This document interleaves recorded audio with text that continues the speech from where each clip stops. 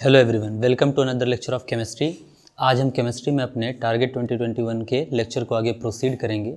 ये alkyl halide का lecture number 5 है। इससे पहले एल्किल हैलाइड के 4 लेक्चर्स आ चुके हैं, उनके लिंक आपको डिस्क्रिप्शन में मिल जाएंगे। चाहे आप ऊपर आई बटन पर क्लिक कर उन लेक्चर्स को विजिट कर लीजिए। और आज के इस लेक्चर में हम लोग देखिए, इससे पहले जो 4 लेक्चर्स आए हैं उनमें आपको इंट्रोडक्शन बताया गया है, नॉमेनक्लेचर बताया गया एल्किल हैलाइड का, और 2 लेक्चर मेथड ऑफ प्रिपरेशन के हैं। ठीक, यानी कि आप एल्किल हैलाइड कैसे प्रिपेयर कर सकते हैं। आज के इस लेक्चर में हम एल्किल हैलाइड के फिजिकल प्रॉपर्टीज़ को डिस्कस करेंगे कि वो कौन कौन से फिजिकल प्रॉपर्टीज़ शो करता है। ठीक, देखिए फिजिकल प्रॉपर्टीज़ क्या होते हैं, किसी भी कंपाउंड की वो प्रॉपर्टीज़ जो उसके फिजिकल अपीयरेंस से आपको मिलते हों। फिजिकल अपीयरेंस का मतलब ये हो गया कि वो दिखने में कैसा होगा, कलरफुल होगा, कलरलेस होगा, है ना, या फिर वो किस स्टेट में पाया जाएगा, लिक्विड होगा, सॉलिड होगा, गैस होगा, वो कितने टेम्परेचर पर मेल्ट कर जाएगा, है ना। ठीक, अलग अलग कंपाउंड अलग अलग टेम्परेचर पर मेल्ट करते हैं, बॉयल करते हैं, वो वाटर में सॉल्युबल होगा या नहीं होगा, किसी और सॉल्वेंट में सॉल्युबल होगा या नहीं होगा। इन सारे प्रॉपर्टीज़ का स्टडी जो है वो फिजिकल स्टडी कहलाता है या फिजिकल प्रॉपर्टीज़ का स्टडी कहलाता है।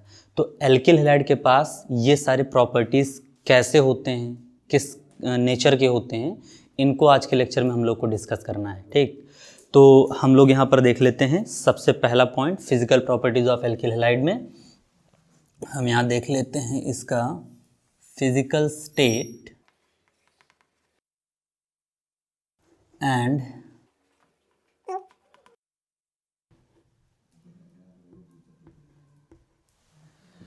तो देखिए एल्किल हैलाइड का या हेलो एल्केन्स का जो आपको जनरल फार्मूला बताए हैं, एल्किल हैलाइड्स का जो जनरल फार्मूला आपको बताया गया है वो बताया गया R सिंगल बॉन्ड X। ठीक, जहाँ R एल्किल ग्रुप होता है और X क्या होते हैं, हैलाइड्स होते हैं। ठीक, तो देखो एल्किल ग्रुप आप कुछ भी रखिए, लेकिन आपको एल्किल ग्रुप रखने के बाद हैलाइड 3 टाइप्स के रखने हैं। या तो आप क्लोराइड रख सकते हैं, ब्रोमाइड रख सकते हैं, या आयोडाइड रख सकते हैं। तो Cl आप प्लेस कर सकते हैं, ब्रोमीन प्लेस कर सकते हैं, और आयोडीन। तो इसके अकॉर्डिंग आपके 3 फैमिलीज़ यहाँ पर डिवाइड हो जाएंगे। यानी कि सबसे पहली फैमिली जो आपकी बनेगी वो बनेगी एल्किल क्लोराइड्स की, एल्किल क्लोराइड्स की, यानी कि R single bond Cl। Second family जो बनेगी वो बनेगी एल्किल ब्रोमाइड्स की, यानी कि R सिंगल बॉन्ड Br। और थर्ड फैमिली जो बनती है वो बनती है एल्किल आयोडाइड की, यानी कि R सिंगल बॉन्ड I। अब आप सभी जानते हैं एल्किल ग्रुप क्या होते हैं। तो मैंने आपको बताया था एल्किल ग्रुप में जितने कार्बन आप प्लेस करेंगे उस कार्बन के नंबर को डबल करिए और उसमें एक ऐड करिए। इनका जनरल फार्मूला CnH2n+1 होता है, और आपको इसको स्टार्टिंग के लेक्चर्स में मैंने बता कर रखा है। तो उन लेक्चर्स को विजिट कर लीजिए, तो आपको एल्किल ग्रुप को समझने में कोई दिक्कत नहीं होगी और उनके फार्मूले आप रखते चले जाएंगे। तो अगर मैं सबसे पहला मेंबर इस फैमिली का देखूं तो वो होगा आपका सबसे पहला, सबसे लोवेस्ट एल्किल ग्रुप आपका होता है CH3। तो CH3 सिंगल बॉन्ड Cl। अगला जो ग्रुप होगा वो होगा C2H5 सिंगल बॉन्ड Cl। अगला ग्रुप जो होगा वो होगा C3H7 सिंगल बॉन्ड Cl। अगर आप देख रहे हो तो पैटर्न वही फॉलो हो रहा है, जितना कार्बन उसके डबल से एक ज़्यादा हाइड्रोजन। यहाँ एक कार्बन है, एक का डबल क्या होता है 2, और 2 में एक ऐड करेंगे 3। यहाँ 2 है, 2 2 जार 4 1 5, 3 2 जार 6 1 7। तो क्या आप बता सकते हैं कि अगला मेंबर यहाँ पर कौन सा होगा? तो अगला मेंबर होगा C4H9 सिंगल बॉन्ड Cl। इसके बाद वाला मेंबर वो होगा C5H11 सिंगल बॉन्ड Cl। और इसी तरीके से अगर आप नीचे आएँ तो आप C18 तक का लिख दीजिए, C18H37 सिंगल बॉन्ड Cl।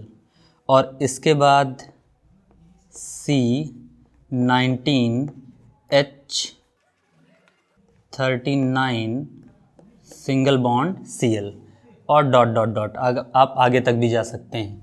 ऐसे इस फैमिली में रखेंगे तो सबसे पहला मेंबर R की जगह पर आप CH3 रखेंगे, CH3Br, फिर C2H, 5 single bond Br, up to आपको लिख लेना है C18H37Br, और इसके बाद C19H39Br, डॉट डॉट डॉट आगे तक आप कितने भी कार्बन रख सकते हैं। इस फैमिली में भी CH3Br अप टू C18H37Br, ये C19H39, सॉरी यहाँ ब्रोमीन नहीं, आयोडीन प्लेस किया जाएगा। हम एल्किल आयोडाइड पढ़ रहे हैं, आयोडीन यानी कि आई और आई, तो ये आपका रहेगा, और डॉट डॉट डॉट अब आगे तक जा सकते हैं। ठीक, तो ये 3 फैमिलीज़ हैं। इनमें ज़रा हम फिज़िकल स्टेट और साथ ही साथ कलर को समझते चलते हैं। तो देखिए, इसका पहले जो 2 मेंबर होते हैं, ये रूम टेम्परेचर पर आप जो भी यहाँ लिखने वाले हैं वो रूम टेम्परेचर पर लिखने वाले हैं। रूम टेम्परेचर का मतलब होता है जो नॉर्मल टेम्परेचर आप फेस करते हैं 25-27 डिग्री सी। तो रूम टेम्परेचर पर ये लोग कलरलेस, यानी कि इनके पास कोई कलर नहीं होता है, कलरलेस गैस होते हैं। यानी कि एल्किल क्लोराइड के पहले 2 मेंबर, इसको क्या कहते हैं, मेथिल क्लोराइड, और इसको कहते हैं एथिल क्लोराइड। नॉमेनक्लेचर आपको बताया गया है, उसको प्रैक्टिस करिए, है ना। तो मेथिल और एथिल क्लोराइड दोनों कलरलेस गैस होते हैं। C3 से लेकर 3rd कार्बन से लेकर C18 कार्बन तक के लोग, 18 तक के लोग ये कलरलेस स्वीट स्मेलिंग लिक्विड होते हैं। यानी कि 3rd कार्बन वाले मेंबर से लेकर 18 कार्बन वाले मेंबर तक के लोग कलरलेस होते हैं। इनकी स्मेल थोड़ी स्वीट होती है। स्वीट का मतलब आप अगर इसको स्मेलिंग करेंगे तो ये अच्छा लगेगा आपको, है ना। और उसके बाद आप अगर C18 कार्बन तक जाएंगे तो ये लोग लिक्विड स्टेट में पाए जाएंगे। ठीक, और इसके बाद समझिएगा, अगर आप 19 कार्बन से आगे प्रोसीड करते हैं डॉट डॉट डॉट, तो यहाँ के लोग कलरलेस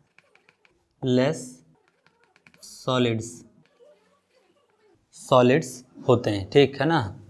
इसके बाद ज़रा देखिए, ये आपके होते हैं CH3Br, ये आपका होता है रूम टेम्परेचर पर, ये भी आपका रूम टेम्परेचर पर ही सब मेजर किया जाएगा। तो रूम टेम्परेचर पर मेथिल ब्रोमाइड जो होता है, ये होता है कलरलेस गैस। 2nd कार्बन से इसमें 18 कार्बन तक के मेंबर जो होते हैं वो कलरलेस स्वीट स्मेलिंग लिक्विड्स होते हैं। C19 से आगे तक के लोग जो होते हैं वो होते हैं कलरलेस सॉलिड्स। ठीक, और अगर आप एल्किल आयोडाइड में आ जाएंगे तो पहले ही मेंबर से 18th मेंबर तक के लोग जो होते हैं वो कलरलेस स्वीट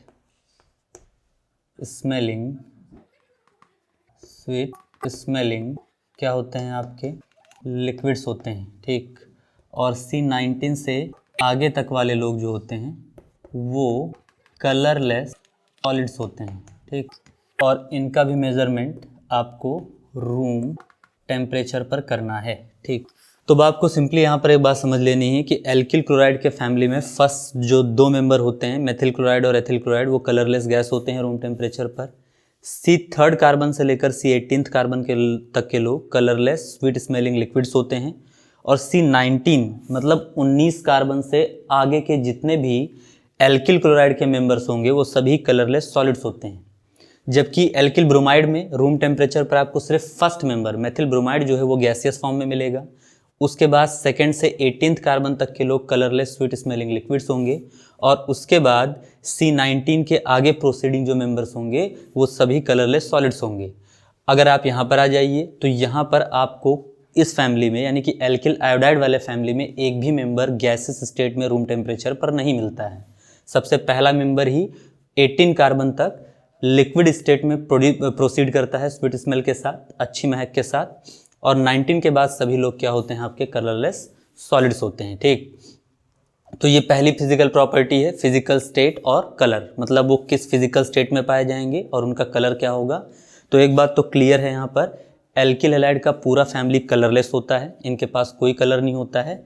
जो लिक्विड स्टेट में पाए जाते हैं सिर्फ उन्हीं के पास स्मेल होती है। ठीक, और गैस और लिक्विड कौन होंगे और सॉलिड कौन होंगे, इसके लिए आपको याद रखना है कि एल्किल क्लोराइड के फर्स्ट 2 मेंबर जो होते हैं वो आपके गैस होते हैं, एल्किल ब्रोमाइड का सिर्फ पहला मेंबर गैस होता है, और एल्किल हैलाइड में एक भी गैस के मॉलिक्यूल या एक भी गैसियस मेंबर नहीं पाया जाता है।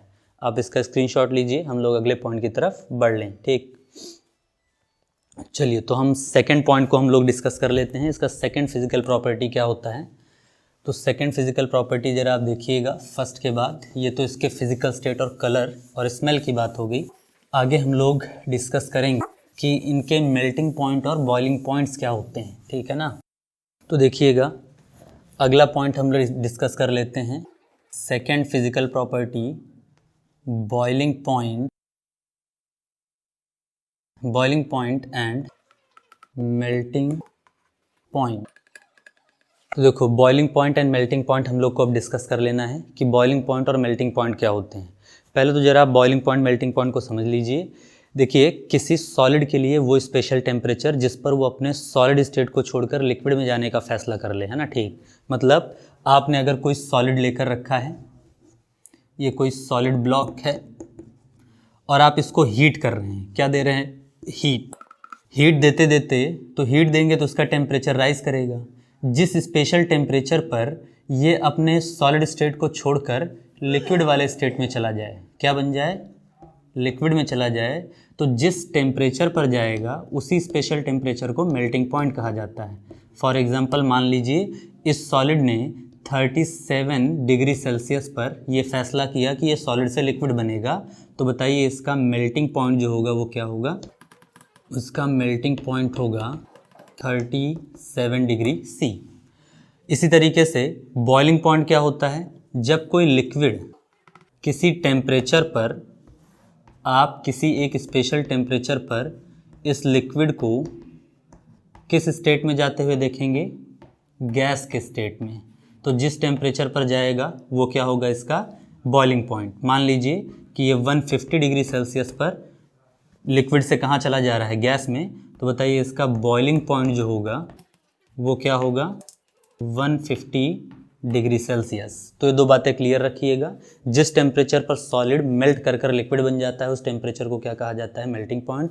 जिस टेम्परेचर पर लिक्विड बॉयल कर कर गैसेस स्टेट में चला जाता है उसे बॉइलिंग पॉइंट कहा जाता है। फॉर एग्जाम्पल आपका वाटर जो है 0 डिग्री सेल्सियस पर मेल्ट करता है, यानी कि अगर आपके पास आइस है तो 0 डिग्री सेल्सियस पर वो आइस वाले सॉलिड वाले स्टेट को छोड़कर लिक्विड वाले स्टेट में आ जाएगा। और अगर आपके पास वाटर है यानी कि लिक्विड स्टेट में है और उसको आप अगर गर्म कर रहे हैं तो 100 डिग्री सेल्सियस के बाद वो लिक्विड वाले स्टेट को छोड़कर गैसेस स्टेट में यानी कि वाटर वेपर्स बना लेता है। तो यानी कि वाटर का मेल्टिंग पॉइंट क्या हो जाएगा, 0 डिग्री सेल्सियस, और बॉइलिंग पॉइंट क्या हो जाएगा, 100 डिग्री सेल्सियस। इसी तरीके से एल्किल हैलाइड के मेंबर्स का बॉइलिंग पॉइंट और मेल्टिंग पॉइंट क्या हो सकता है, वो लोग कब बॉयल करेंगे कब मेल्ट करेंगे, जरा इसका डिस्कशन भी कर लिया जाए। ठीक, तो देखिए हम लोग बॉइलिंग पॉइंट में कुछ पॉइंट्स डिस्कस करेंगे क्योंकि इसमें बहुत सारे मेंबर होते हैं, आपने खुद ही देखा कि बहुत बड़ी फैमिली है, तो इसमें बॉइलिंग पॉइंट को डिस्कस कर पाना थोड़ा टफ जॉब है ना। ठीक, तो इसके लिए कुछ तरीके हम ढूंढ लेते हैं और उसी के अकॉर्डिंग हम लोग काम करेंगे। ठीक, जैसे सबसे पहले आप यहाँ समझने की कोशिश करिए, इसमें ए पॉइंट समझिए और वो पॉइंट ये है, फॉर सेम एल्किल ग्रुप। देखो सेम एल्किल ग्रुप का मतलब क्या है कि अगर आप एल्किल हैलाइड को स्टडी कर रहे हैं और उनमें एल्किल ग्रुप सेम लगा हुआ है, मान लीजिए कि R सिंगल बॉन्ड आपके पास Cl है, R सिंगल बॉन्ड आपका Br है और R सिंगल बॉन्ड आपका क्या है, आयोडीन है। मतलब आप R चेंज नहीं कर रहे हैं, जो एल्किल ग्रुप लेंगे उसको सेम रखेंगे, बस आप हैलाइड को चेंज कर रहे हैं, क्लोरीन ब्रोमीन और आयोडीन। तो आप याद रखिएगा the order of boiling and melting point, तो सबसे ज़्यादा बॉइलिंग और मेल्टिंग पॉइंट होगा एल्किल आयोडाइड का, एल्किल आयोडाइड से कम होगा एल्किल ब्रोमाइड का, और सबसे कम होगा एल्किल क्लोराइड का। यानी कि एल्किल आयोडाइड्स सबसे ज़्यादा मेल्टिंग पॉइंट और बॉइलिंग पॉइंट रखेंगे।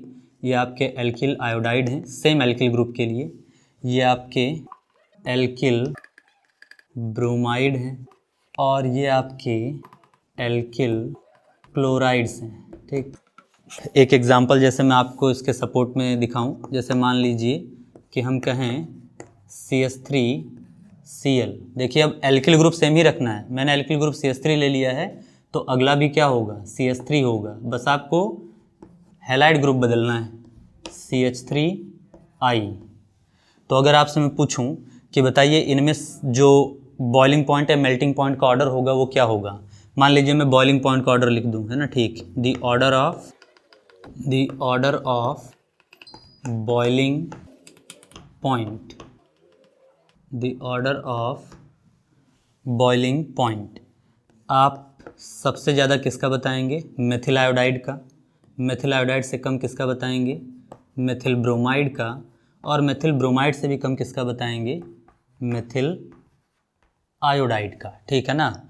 ये आपके क्या होंगे, मेल्टिंग पॉइंट के डिक्रीजिंग ऑर्डर। ठीक है ना, यानी कि डिक्रीज करता हुआ ऑर्डर, सबसे ज़्यादा मेथिल आयोडाइड, उसके बाद मेथिल ब्रोमाइड और उसके बाद मेथिल आयोडाइड। ठीक, तो ये बात हो गई सेम एल्किल ग्रुप और डिफरेंट हैलाइड ग्रुप्स के लिए।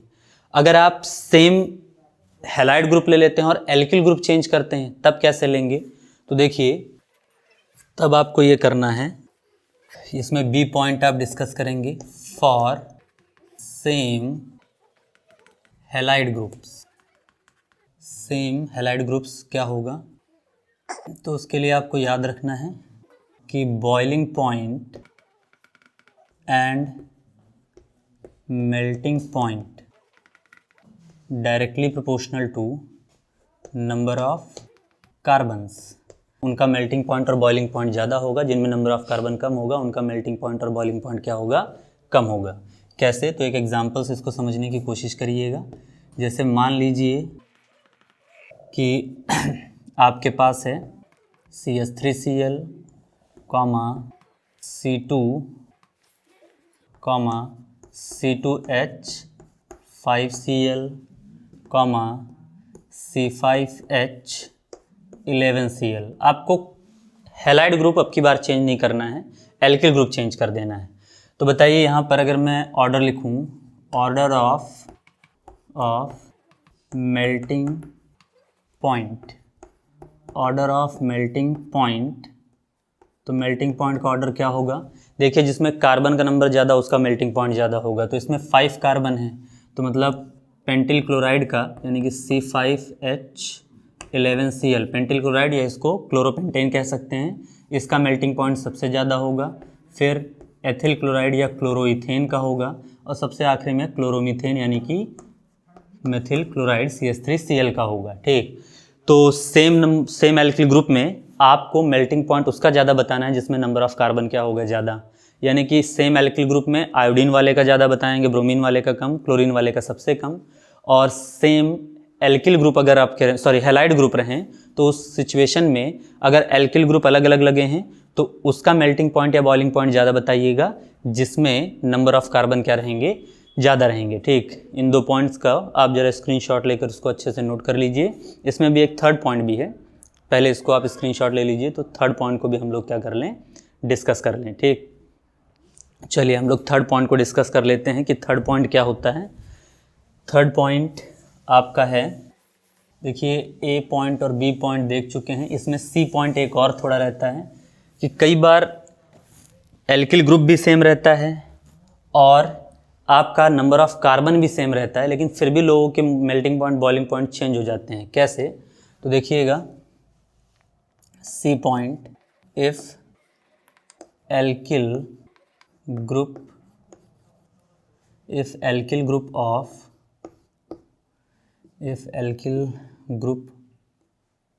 Of alkyl halides have same number of carbon and same halide group but different structures, लेकिन उनके स्ट्रक्चर थोड़े अलग हों, यानी कि वो एक दूसरे के आइसोमर्स हैं ना, आइसोमेरिज्म इसी को तो कहते हैं। मॉलिक्यूलर फार्मूला सेम रहे, स्ट्रक्चरल अपीयरेंस क्या रहे, अलग अलग रहे। एक एग्जांपल से इसको समझने की कोशिश करिएगा। जैसे मान लीजिए मेरे पास है CH3 CH2 CH2 CH2 Cl, ये पहला मेंबर है ना। अगला मेंबर इसी का देखिएगा CH3 CHCl और आपका CH3 CH3, ठीक है ना। यहाँ से H हट जाएगा, ये रहेगा सिर्फ C। और अगला मेंबर इसमें देखिए क्या पॉसिबल हो सकता है, CH3 CHCl CH2 और CH3, ठीक। तो ये आपके पास एक एग्जांपल है और इसकी मदद से हम समझने की कोशिश करते हैं। देखिए सबका फार्मूला सेम है, सॉरी ये रफ हो गया। Same alkyl, if alkyl group of alkyl halide have same number of carbon and same halide, ठीक। तो आप यहाँ देखिए, आप काउंट कर लीजिए 1 2 3 4 कार्बन है, 3 2 5 7 9 हाइड्रोजन है और 1 क्लोरीन है। इसमें भी गिन लीजिए 1 2 3 4 कार्बन है, 3 3 6 3 9 हाइड्रोजन है और 1 क्लोरीन है। यहाँ भी देख लीजिए 1 2 3 4 6 9 और 1 क्लोरीन, ठीक। तो सब में सब कुछ सेम है, बस इनका रिप्रेजेंटेशन क्या है, थोड़ा अलग अलग है, ठीक। हम इसको नंबरिंग ए दे देते हैं क्योंकि बार बार इसको इतने बड़े लिखना दिक्कत वाली बात है, तो हम देख लेंगे किसका ज़्यादा होगा। अब आप यहाँ तय करिएगा। देखिए जिस स्ट्रक्चर में क्लोरीन का अटैचमेंट ऐसे कार्बन से हो जिसके पास 2 हाइड्रोजन हो, देखिए यहाँ नज़र रखिए, क्लोरीन ऐसे कार्बन से अटैच्ड है, ये कार्बन ऐसा कार्बन है जिसके पास नंबर ऑफ हाइड्रोजन क्या है, 2 है, ठीक। उसको आप कहिएगा प्राइमरी एल्किल हैलाइड, क्या कहिएगा, प्राइमरी एल्किल हैलाइड, ठीक। अगर आपका क्लोरीन ऐसे कार्बन से अटैच है जिसके पास एक भी हाइड्रोजन नहीं है, देखिए इसके पास एक भी हाइड्रोजन नहीं है, ये CH3 और CH3 से अटैच्ड है, तो ऐसे को कहा जाता है टर्शरी एल्किल हैलाइड। क्या कहा जाता है, टर्शरी एल्किल हैलाइड, ठीक। और जिससे आपका क्लोरीन अगर ऐसे कार्बन से अटैच है जिसके पास एक हाइड्रोजन हो, देखिए यहाँ पर कितना है, 1 है, तो इसको कहा जाता है सेकेंडरी एल्किल हैलाइड। क्या कहा जाता है, सेकेंडरी एल्किल हैलाइड्स, ठीक। और अगर आपसे पूछा जाए कि इस सिचुएशन में same number of carbon same alkyl group के सिचुएशन में स्ट्रक्चर अलग अलग हो, तो बॉइलिंग पॉइंट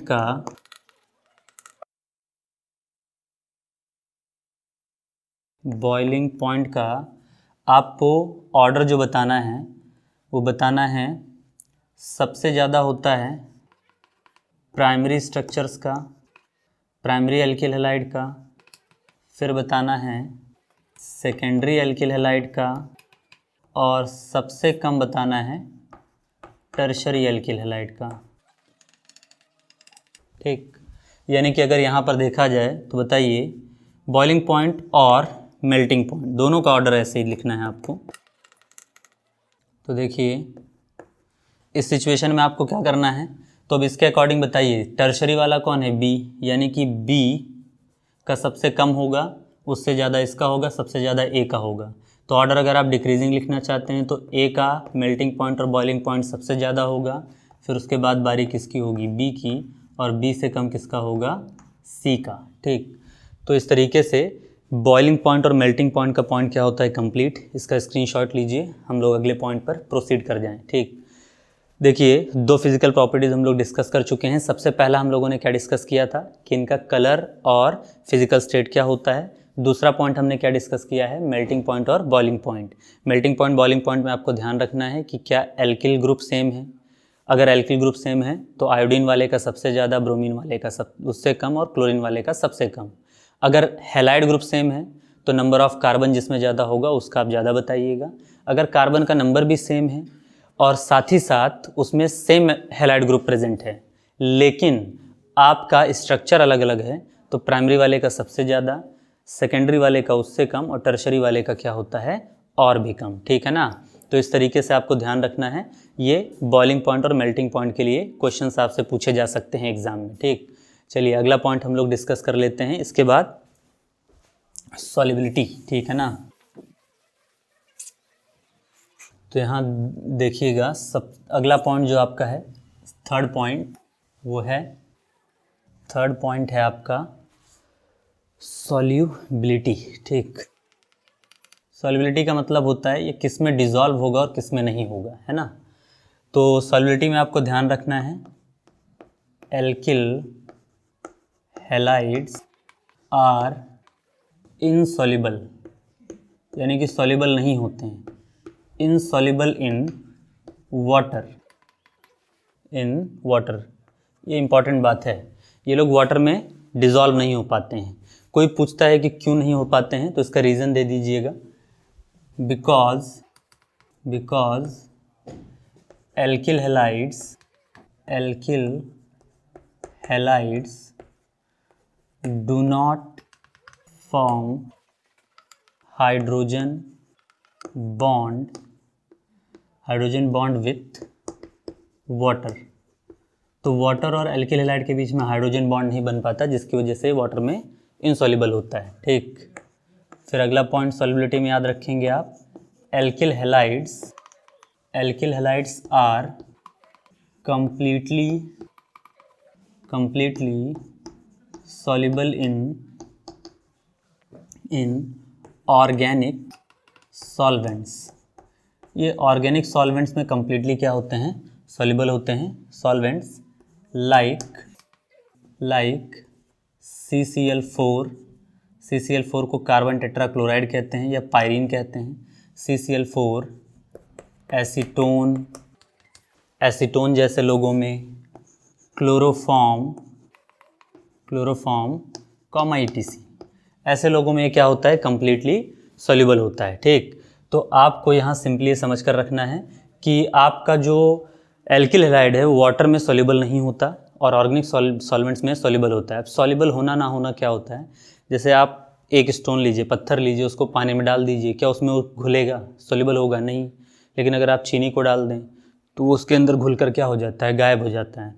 तो अगर आप वाटर में एल्किल हैलाइड को डालेंगे तो उसके अंदर मिलकर गायब नहीं हो पाता है, वो सेपरेट आउट होगा। जैसे आप ऑयल को वाटर में मिक्स करते हैं तो ऑयल और वाटर एक दूसरे से सेपरेट आउट रहते हैं, एक दूसरे में मिक्स नहीं होते हैं। उसी तरीके से एल्किल हैलाइड वाटर कभी मिक्स नहीं होंगे।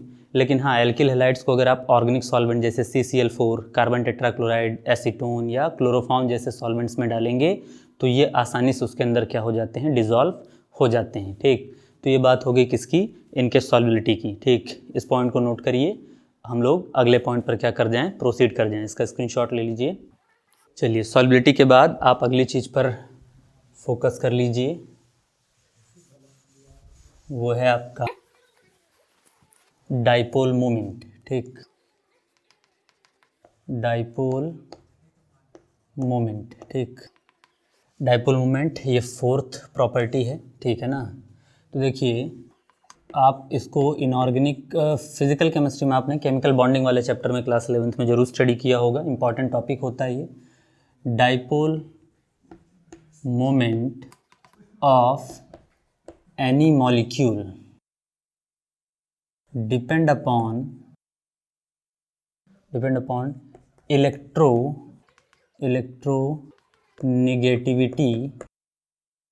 Electronegativity of atoms present in alkyl halide.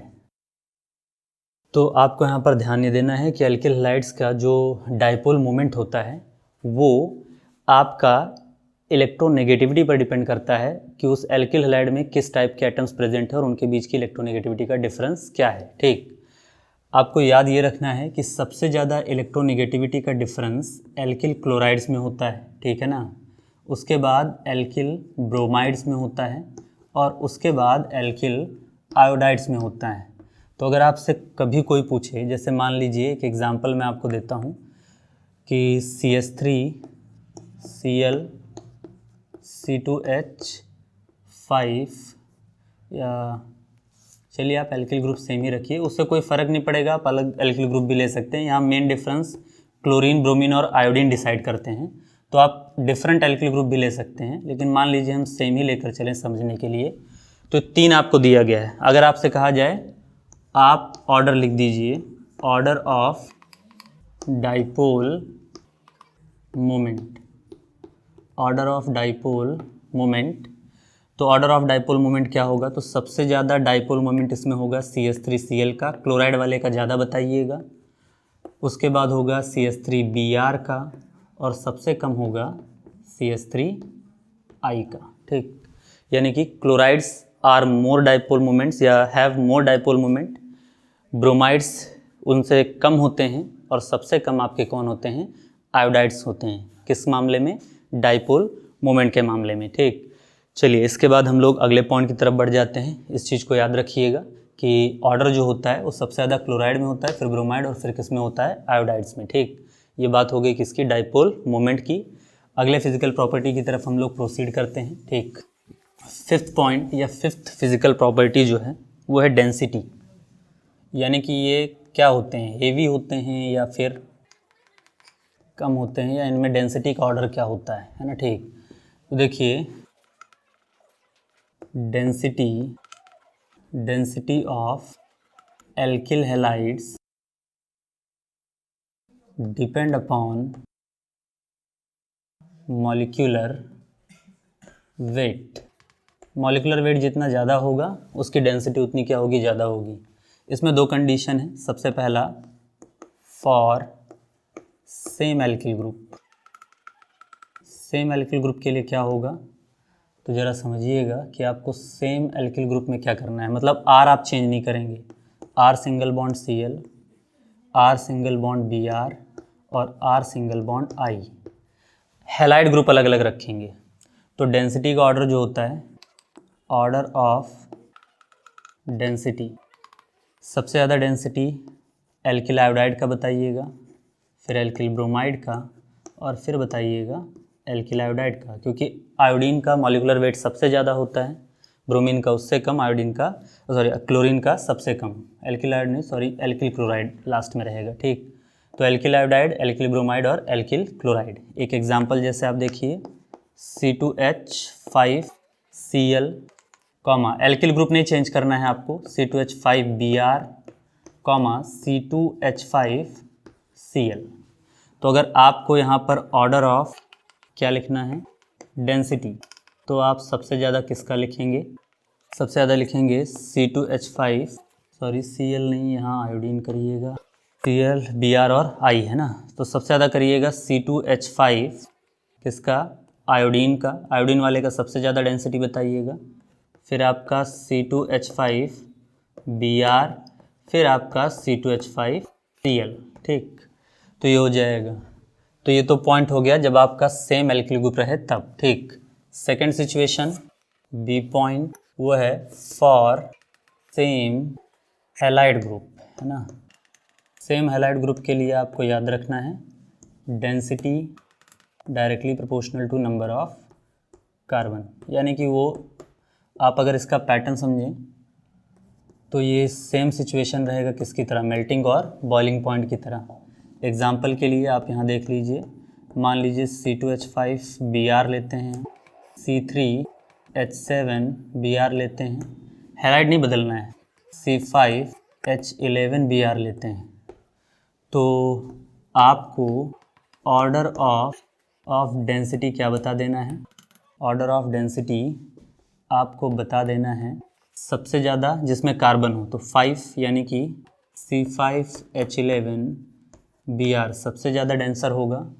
उसके बाद आपका होगा C3H7Br और सबसे कम डेंसर इसमें होगा C2H5Br। ठीक है ना, ये हो जाएगी इसकी डेंसिटी का ऑर्डर। ठीक, एक बात और थोड़ा याद रखिएगा, mono alkyl chloride are lighter than water. इनकी डेंसिटी वाटर से भी क्या होती है, कम होती है। मोनो एल्किल क्लोराइड यानी कि आर सिंगल बॉन्ड Cl वाले जो लोग होते हैं। अच्छा, Rbr और Ri तो वो हेवियर देन वाटर होते हैं, उनकी डेंसिटी वाटर से ज़्यादा होती है। बस मोनो एल्किल क्लोराइड्स जो होते हैं ये लाइटर होते हैं आपके वाटर से भी इनकी डेंसिटी क्या होती है, कम होती है। तो ये 5 फिजिकल प्रॉपर्टीज़ आपको एल्किल हैलाइड के समझ कर रखने हैं। इन पांचों पॉइंट को आप अच्छे से रिवाइज करिए। इनसे रिलेटेड क्वेश्चन आपको डीपीपी के फॉर्म में मिल जाएंगे। ठीक, आप लिंक डिस्क्रिप्शन में लिंक इसका देख लीजिएगा और इसको सॉल्व कर लीजिएगा। अगले लेक्चर में हम लोग chemical properties of alkyl halide को डिस्कस करेंगे। हम ये समझेंगे कि एल्किल हैलाइड डिस्प्लेसमेंट रिएक्शंस कैसे देते हैं, एलिमिनेशन रिएक्शंस कैसे देते हैं और उनका मैकेनिज़्म क्या होता है। ठीक, तो इस चीज़ को ज़रा अच्छे से आप रिवाइज करिएगा फिजिकल प्रॉपर्टीज़ को। अगले लेक्चर में मिलेंगे हम लोग केमिकल प्रॉपर्टीज़ के साथ।